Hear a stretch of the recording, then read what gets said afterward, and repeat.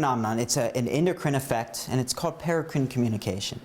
And that cells are not isolated on an island, that they are quite readily capable of releasing hormones, what are known as intracellular communicators or intercellular communicators.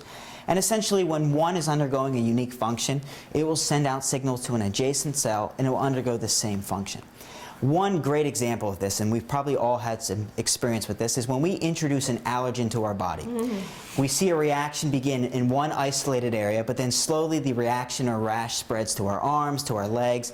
And what happens is our body, at the acute site of allergen, will release histamine. Well, histamine is an intercellular communicator, just like the fat cell can release.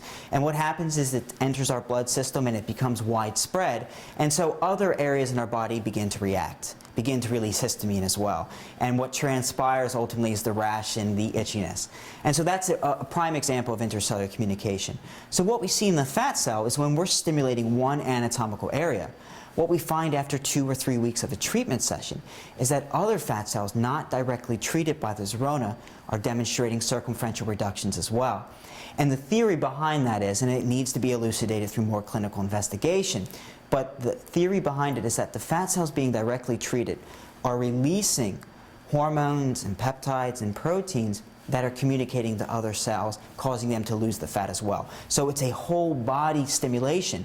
And what we've done to prove that is we don't look at 5 or 10 or 15 patients to say that's the effect. We looked at 564 subjects in a study. We looked at 2,000 patients in a study.